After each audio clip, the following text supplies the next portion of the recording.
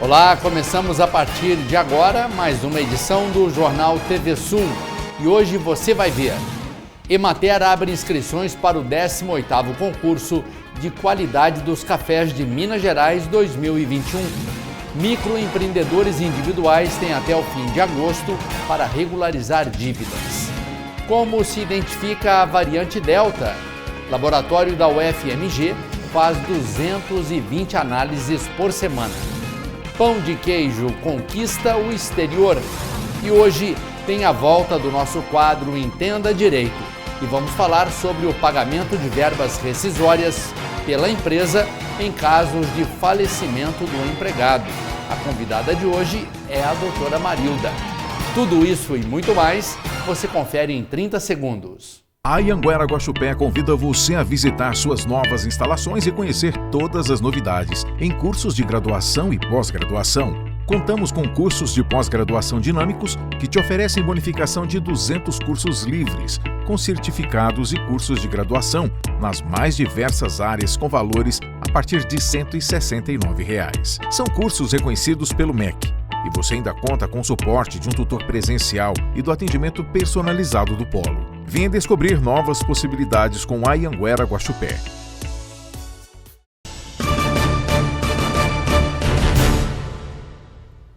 E a Emater de Minas Gerais abriu inscrições para o 18º concurso de qualidade de cafés de Minas Gerais 2021. Nós conversamos com o gerente regional da Emater, o Vilen Araújo, que nos traz mais informações. Bom, é isso mesmo, esse é o 18º concurso de qualidades de cafés de Minas Gerais. E para falar sobre as inscrições, nós convidamos o gerente regional da Emater, Vilen Araújo. Seja bem-vindo ao Jornal TV Sul. Vilen, este concurso de qualidades dos cafés é promovido por quem? O concurso, está na 18ª edição. Ele é promovido pela Emater, que é uma empresa do governo do estado de Minas Gerais, ligada à Secretaria de Agricultura, Pecuária e Abastecimento de Minas, juntamente com a Fundação de Apoio ao Ensino e Pesquisa de Lavras e o Instituto Federal Sul de Minas, o campus de Machado. Então, há 18 anos, nós realizamos esse evento no estado de Minas Gerais. E, Vilen, os produtores interessados, eles devem fazer, como que eles podem participar? As inscrições elas estão abertas, elas são gratuitas, todo cafeicultor mineiro pode participar. As inscrições elas são realizadas nos escritórios da Emater em Minas Gerais. Nós temos mais de 800 escritórios já abertos no estado, em todos os municípios cafeeiros. Aqui em Guaxupé está situado ali na antiga Academia do Comércio, Então o produtor pode levar a sua amostra, preencher a ficha de inscrição e depois aguardar o julgamento que é realizado das amostras de café recebidas por nosso concurso. Vilen, são duas categorias, Os produtores podem participar de todas, das duas? Os cafeicultores vão ter que optar por participar ou da categoria café natural, que é a mais tradicional, ou da categoria café cereja descascado e despolpado. Então ele deve optar por uma das duas categorias, mas ambas elas são abertas, a participação de todos e gratuitas. Vilen, os cafés concorrentes passam por análises físicas? Sim, o concurso de Minas Gerais ele tem essa característica que ele é dividido em duas etapas. A primeira etapa, que nós realizamos a análise física e sensorial de todos os cafés recebidos. Aqueles que se enquadram no tipo 2, com vazamento de apenas 5% na peneira 16 e no máximo 4 defeitos, eles passam para a análise sensorial, em que é feita a prova de xícara por uma equipe de juízes selecionadas, e licitadas pela Emater para realizar esse serviço, e nós selecionamos as 240 melhores amostras do estado, nessas duas categorias. São 4 grandes regiões produtoras, as Matas, o Sul, Chapada e o Cerrado Mineiro, e nós escolhemos os melhores cafés dessa região, que vão para uma segunda etapa, onde elas passam pelo mesmo processo, e nós selecionamos os 24 melhores cafés do estado de Minas Gerais. E o resultado sai quando? O resultado da primeira etapa sai no mês de outubro, até a segunda quinzena de outubro nós divulgamos a primeira seleção. Em novembro nós divulgamos quais serão os melhores cafés, os melhores classificados, que em dezembro, numa cerimônia em Belo Horizonte, nós divulgamos quem são os 24 melhores cafés do estado e quem é o grande campeão, tem essa característica de nós premiarmos o que alcança a maior pontuação ele recebe um prêmio, né, diferenciado por alcançar essa excelência em qualidade. Ok, Vili, muito obrigado pelas informações. Obrigado a todos. Então tá aí, pessoal. Para quem quiser conferir o regulamento, ele está disponível no site da Emater, que é o www.emater.mg.gov.br. Adriano Ferreira para o Jornal TV Sul. E os microempreendedores individuais, MEI, que estão devendo impostos, têm o prazo até 31 de agosto para regularizar as suas dívidas. A partir de setembro, a Receita Federal encaminhará os débitos apurados nas declarações anuais simplificada dos MEIs para inscrição em dívida ativa. Essa dívida será cobrada na Justiça com juros e outros encargos previstos em lei.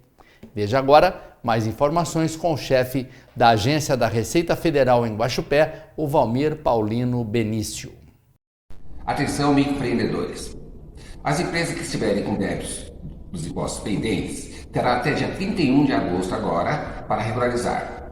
Caso isso não seja feito, a Receita Federal acabará inscrevendo os débitos em dívida ativa para cobrança judicial. Recomendamos que procurem se organizar para fazer essa regularização. Isso pode ser feito emitindo um DAS, que é a guia de recolhimento, ou através de um parcelamento que é feito pelo portal do Simples Nacional. Caso isso não seja feito, haverá uma série de prejuízos para a empresa, além de comprometer os benefícios previdenciários e ter várias restrições na área financeira. Tá certo? Então procurem realmente o nosso portal do Simples Nacional para regularizar os débitos pendentes. Muito obrigado. Tá aí reforçando a informação para você então, tanto a emissão do DAS para o pagamento como a realização do parcelamento pode ser efetuada diretamente no portal do Simples Nacional, que o endereço aparece aqui na sua tela. E o DAS também pode ser emitido pelo app MEI, disponível para celular Android ou iOS. E vamos agora ver como fica o clima nesta quinta-feira em Guaxupé. Para quinta-feira, a previsão é de sol o dia todo, sem nuvens no céu. Noite de tempo aberto, ainda sem nuvens. A mínima fica em 13 graus e a máxima fica em 29 graus. Para sexta-feira, a previsão também é de sol o dia todo, sem nuvens no céu. Noite de tempo aberto, ainda sem nuvens. A mínima fica em 12 graus e a máxima fica em 28 graus. E já no próximo bloco, veja como identificar a variante Delta da Covid-19. O Instituto Neemi Costa Oftalmologia Avançada acredita que cuidar da saúde dos seus olhos com eficiência e carinho é a melhor forma de conquistar o seu coração. Venha conhecer a nossa nova sede em Guaxupé, um centro especializado em consultas, exames e cirurgias, com estrutura moderna, tecnologia de ponta e corpo clínico de renome para cuidar da saúde dos seus olhos. Instituto Neemi Costa, oftalmologia avançada ao seu alcance. Esta pode ser a sua oportunidade de sair do aluguel, de ter a sua tão sonhada casa própria. O governo federal lançou um programa habitacional para pessoas com renda entre R$ 1.600 a R$ 4.000. E a Prefeitura de Guaxupé aderiu ao programa. Se você se encaixa no grupo, acesse o site da Prefeitura www.guaxupé.mg.gov.br/pré-cadastro-habitacional. Em seguida, leia com atenção as orientações e faça o seu pré-cadastro. Após passar por análise, aqueles que se enquadrarem poderão ter acesso ao benefício. Faça do seu sonho realidade. Prefeitura de Guaxupé. Atenção Guaxupé! Segunda do genérico é só na Farma Popular. A cidade já pode contar com os maiores descontos e a maior variedade em medicamentos genéricos. Venha e aproveite os benefícios do nosso cartão Fidelidade, com descontos e preços exclusivos. Medicamentos genéricos com as melhores condições. Você não pode ficar de fora dessa. Avenida Conde Ribeiro do Vale 146, Centro, 3551-0811 ou 98853-3470. Rede Minas Farma Popular. Esta é de Guaxupé, a farmácia feita pra você. Pra correr ou caminhar, para ler ou estudar, o café é Evoluto. Carnaval ou futebol, se tem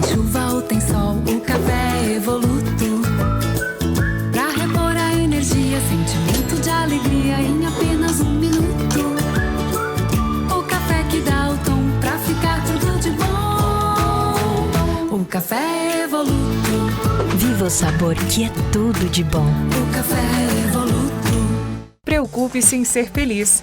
Deixe que da sua saúde nós cuidamos com muito carinho. O processo de manipulação é acompanhado por farmacêuticos desde o início até a liberação final das formulações, passando por um rígido controle de qualidade. Possuímos certificado internacional ISO 9001, garantindo assim que o seu medicamento seja feito de forma extremamente segura. Rua Aparecida, 426 Centro, próximo a Santa Casa. Seja Unifeg, a Chupé te recebe com a melhor opção. Unifeg, seja Unifeg, a melhor escolha para sua formação. Unifeg, seja Unifeg, em 2021, acredite em você. Faça sua inscrição para o vestibular digital no www.unifeg.edu.br. Em 2021, seja Unifeg. Acredite em você. A UFMG tem um laboratório preparado para identificar variantes do coronavírus e já confirmou 7 casos da Delta no estado. O laboratório, resultado de uma grande parceria no setor da ciência e tecnologia, conta com jovens cientistas empenhados na pesquisa. Para mostrar como funciona o trabalho no observatório, a gente conta com o talento de jovens cientistas da UFMG. Daniel, de 27 anos, é doutorando em genética. Ele faz a extração do material genético das amostras, enviadas das 9 regionais de saúde do estado pela FUNED. Depois é a vez da Fernanda, de 30, entrar em cena. Doutora em microbiologia, ela faz a caracterização das mutações necessárias para identificar as variantes. Rafael Marques, de 31, encerra o ciclo no laboratório. Ele é doutorando em biologia e faz a leitura dos resultados com o professor Renan. Nós adicionamos a esse material genético uma série de insumos que são necessários para poder fazer a caracterização da variante e, por último, colocamos em equipamentos que são capazes de fazer essa detecção. E aí, esse resultado final ele é apresentado na maneira de um gráfico em que a gente consegue caracterizar, num primeiro momento, se ela é gama ou não. E as que não são gamas, nesse momento, são exploradas quanto à possibilidade delas serem delta. O time do professor Renan conta com 11 pesquisadores do Instituto de Ciências Biológicas da UFMG. Juntos, eles desenvolveram uma metodologia própria de análise para identificar as alterações genéticas do coronavírus. A genotipagem permite a entrega dos resultados em 6 horas. São 220 análises por semana. Mas a capacidade pode chegar ao dobro disso com investimentos. O trabalho aqui é fundamental para entender a introdução do vírus, monitorar a frequência dele e preparar a rede de assistência.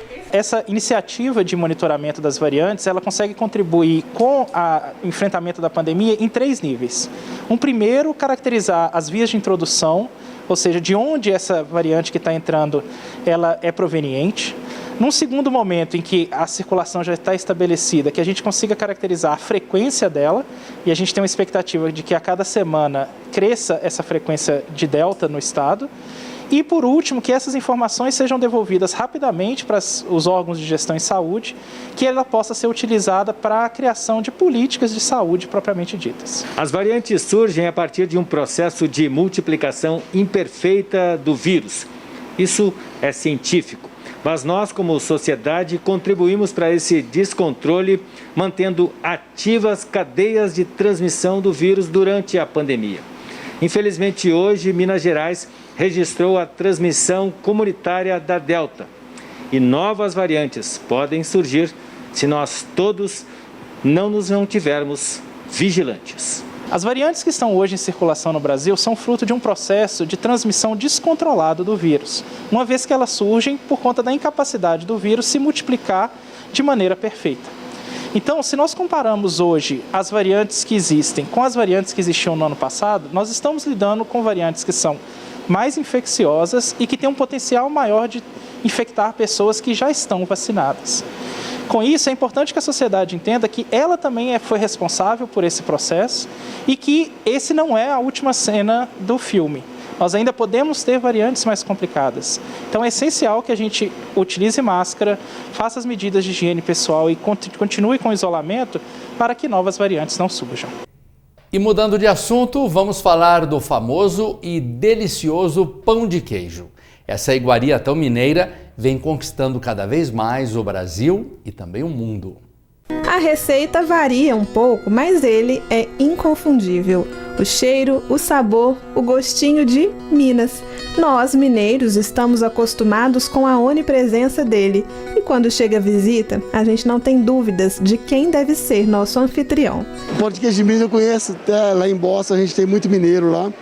E a gente tem o que vem congelado, mas é muito bom. E já tem pessoas que fazem lá. Né? Então é uma referência muito boa de Minas. Quero fazer uma via sacra dos pães de queijo de Minas para eu ter propriedade para falar, amiga. Esse é um dos objetivos da viagem. O que muita gente não sabe é que a presença do pão de queijo também é forte além das fronteiras do estado. Por ser um produto congelado, ele tem melhor trânsito do que outras iguarias frescas, como o queijo mineiro, por exemplo. Em 2020, o setor alimentício do qual o pão de queijo faz parte viu as exportações crescerem 20%. De acordo com a Associação Brasileira dos Fabricantes de Biscoitos, Massas, Pães e Bolos, foram 196,3 milhões de dólares em exportação em 2020. Não existem dados específicos sobre o pão de queijo, mas só a maior fabricante de Minas exporta cerca de 120 toneladas do produto por mês. São mais de 300 mil pacotinhos da nossa iguaria embarcando para o exterior. Nosso pão de queijo é exportado para Estados Unidos, Colômbia, Uruguai, Paraguai, Chile, Peru, Guatemala, El Salvador, Panamá, Costa Rica, Canadá, Portugal, Inglaterra, China, Japão, Emirados Árabes, Angola, entre outros países. E não só por exportações nossa receita viaja. Helder mora em Nova York há 27 anos. O mineiro começou a fazer pão de queijo para os amigos. O sucesso foi tanto que hoje ele tem uma marca, a Crazy Pão de Queijo. No meu caso, que sou mineiro, a gente tem o queijo de Minas, que a gente compra o queijo curado, aquela coisa toda, já o queijo canastra, o que seja lá, o queijo daí. Só que eu tive que misturar queijos aqui para conseguir fazer o sabor do pão de queijo real. Os produtos brasileiros exportados também atendem o chamado mercado da saudade. Existe uma grande demanda de brasileiros no exterior que querem encontrar produtos das suas regiões de origem. Guilherme está em Toronto, no Canadá, mas dá um jeito de garantir o pão de queijo de cada dia. Eu sempre gostei muito de pão de queijo. Uma das primeiras coisas que eu vim procurar quando eu cheguei aqui foi o pão de queijo. E aqui tem vários mercados brasileiros, vários mercados portugueses também, que vendem. Então não foi uma coisa muito difícil de encontrar, principalmente em Toronto, né, uma cidade grande. Então sempre, toda semana eu compro um pacote de pão de queijo para trazer aqui para casa. E inclusive a minha namorada é portuguesa e eu mostrei para ela já, né, o pão de queijo, e ela gosta muito. E não dá para esquecer a circulação dentro do Brasil. São toneladas de pão de queijo vendidas no país, fora das fronteiras do estado. Regina tem na fabricação do pão de queijo a fonte de renda. Entre os ingredientes, o queijo canastra curado, que garante o sabor original. O filho mora em Curitiba e abriu o mercado para o pão de queijo da mãe. Meu filho, uma vez que ele esteve aqui em Belo Horizonte, ele levou a massa, sabe? Foi de avião, levou a massa e lá ele assou numa reunião que eles tiveram lá. Mas eles enlouqueceram. Neste sentido, o pão de queijo cumpre o que talvez seja seu papel mais importante nas missões fora de Minas, o de ser referência afetiva para os mineiros que estão longe de casa. O pão de queijo é uma comida que traz uma memória para a gente do local, né? Se a gente está fora do Brasil, ele vai trazer essa memória do país, vai trazer a lembrança de um momento de confraternização da família, né? De afetividade, de acolhimento também. Então isso é o que a gente busca muitas vezes, né? No cheiro, no paladar, né, que a gente vai trazer, a gente vai recolher isso como uma forma de se aconchegar um pouquinho mais, de ter essa memória, né, desse afeto.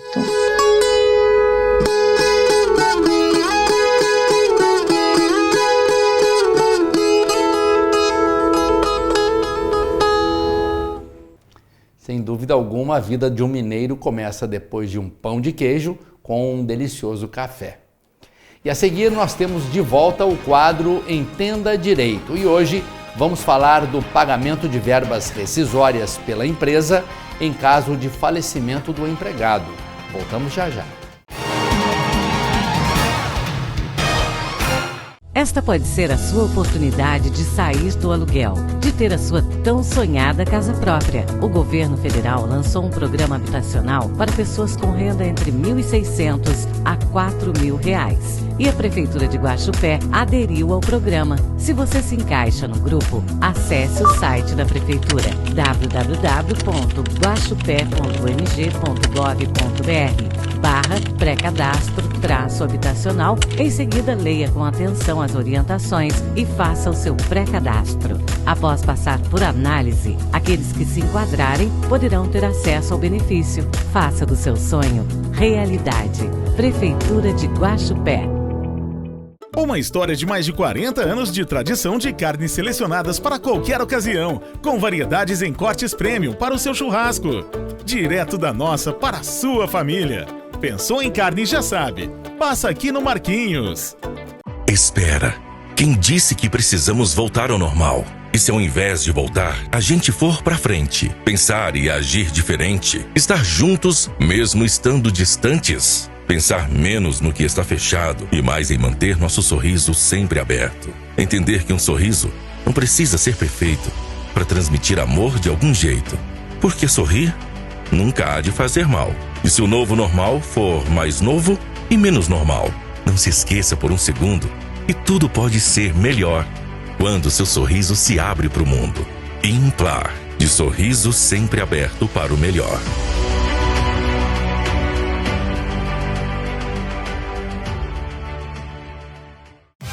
Quando o assunto é instrumentos musicais e acessórios, a Toca Som é mais completa do segmento. Violões, guitarras, teclados, caixas acústicas e tudo o que você procura para turbinar o seu som. A Toca Som e Instrumentos Musicais agora está em novo endereço, na Rua Aparecida, 60, Centro de Guaxupé. Conheça a nossa casa nova, confira a nossa linha de equipamentos musicais e comprove que temos os menores preços da cidade. Toca Som e Instrumentos Musicais, Rua Aparecida 60, fone 3551-2061. O Barbeta Lava Rápido, além da lavagem completa, tem também a lavagem expressa em apenas meia hora. Enquanto você toma um delicioso café, o seu carro é lavado e aspirado com todo o capricho. Toda a tradição do melhor serviço da cidade com a rapidez que você precisa. Lavagem expressa R$40 e com cera R$45. Barbeta Lava Rápido. Para agendamento ligue 988320501. Rua Urbano Leite Ribeiro 27. Tamo junto desde sempre. Agora, ainda mais. Sala de aula, no escritório, em casa, tanto faz. Aula de inglês? Online ou offline? Pra gente não muda nada. Cada um é do seu jeito. Cada amigo do peito. Tamo junto, compartilhando, aprendendo, te convidando. Bem junto. Tamo together. Tamo together. Matricule-se já. CNA. Juntos é o nosso jeito. E hoje, com muita alegria, retornamos com o nosso quadro Entenda Direito. Toda quarta-feira você confere aqui no Jornal TV Sul assuntos trabalhistas, direito do consumidor, entre outros. E hoje nós vamos falar sobre os direitos que herdeiros ou dependentes têm após a morte de um trabalhador.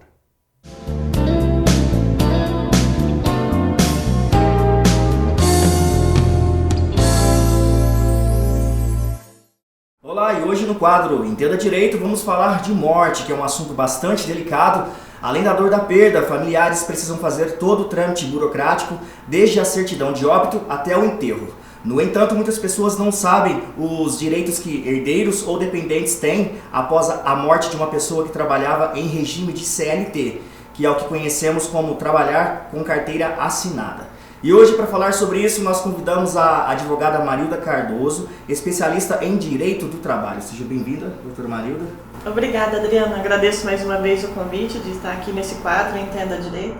e podendo esclarecer aí dúvidas, informações bem importantes, como você disse, nesse momento que estamos vivendo. Muitas empresas aí têm um funcionário que veio a falecer de Covid e realmente ela tem alguns procedimentos a cumprir. É isso então, lembrando que a gente está numa distância considerável aqui, seguindo todos os protocolos. E uma primeira questão, doutora Marilda, a quem a empresa deve fazer o pagamento das verbas rescisórias e de que forma? Sim, essa é uma informação muito importante para a empresa, para o empregador, porque se o funcionário dele faleceu, ele tem que fazer os pagamentos das verbas rescisórias. A quem ele vai pagar? Há um procedimento que a gente costuma chamar de consignação de pagamento. É ele fazer o depósito das verbas rescisórias que são devidas na Justiça do Trabalho e notificar aqueles de quem a empresa tem o cadastro na empresa. Se a pessoa era casada, notificar o cônjuge para comparecer nessa audiência, os filhos, entendeu? Se a empresa tem conhecimento que ele tinha filho, notificar os filhos. Se é solteiro e não tem cônjuge nem filhos, os pais, se a pessoa reside com os pais, ou até mesmo os irmãos. Então, o melhor procedimento da empresa é realmente apurar as verbas e fazer o depósito em juízo e indicar aqueles de quem a empresa tem contato, né, na empresa. Porque o trabalhador ele tem uma ficha na empresa cadastral, então ali constam os seus familiares ou pelo menos alguém a quem ele tem a referência dele, que pode estar aí representando nessa consignação de pagamento. E a consignação de pagamento é feita na Justiça do Trabalho, o juiz do trabalho irá notificar, e o juiz que vai analisar os critérios aí para fazer o pagamento, mas desobriga a empresa da parte dela. Ah, sim. Correto? Então a empresa cumpriu com o dever dela, ela pagou no prazo, ela pagou as verbas devidas, e o juiz do trabalho que vai analisar, que vai exigir se é necessário inventário, se não é, ele tem todos os requisitos aí para estar fazendo esse pagamento. Tá certo. Uma outra questão, doutora, quais são as verbas devidas? Sim, a verba do trabalhador, né, que faleceu, ele tem direito ao saldo de salário dele até o dia que ele foi a óbito. Férias proporcionais vencidas, ele tem o 13º proporcional ou integral, dependendo aí do mês dele de falecimento. O fundo de garantia, né, tem direito ao depósito integral de todo o contrato de trabalho. Ele só não tem mesmo aí a multa de 40% e o aviso prévio, que não tem. Como você falou, então, todas as verbas devem ser pagas, né, menos a multa de 40%. Isso. E o aviso prévio. A empresa está isenta aí de fazer esse pagamento. E uma outra questão que a gente vai ver aqui, como que esse pagamento deve ser feito? Sim, a empresa vai elaborar o termo, né, de rescisão, se ela tiver um RH que faz isso na empresa, ou ela vai comunicar o escritório de contabilidade que faz a folha de pagamento, vai apresentar o atestado de óbito, que é a data de onde começa a ter, né, o prazo para pagamento, e ela vai fazer o depósito em juízo. No caso, ela vai contratar um profissional, um advogado, para ajuizar essa ação de consignação do pagamento. É o mais aí seguro para a empresa, o ideal aí para ela se resguardar de que ela pagou para a pessoa correta, de forma correta. Porque, como eu falei, né, às vezes a pessoa é separada, às vezes ela é divorciada, às vezes ela tem mais de um filho. Então, a empresa, o ideal mesmo da empresa é fazer a consignação de pagamento na Justiça do Trabalho. Ah, sim. Tem um prazo estabelecido por lei que o empregador deve fazer? Tem um prazo sim. A empresa tem o prazo de 10 dias para ela fazer o pagamento das verbas rescisórias.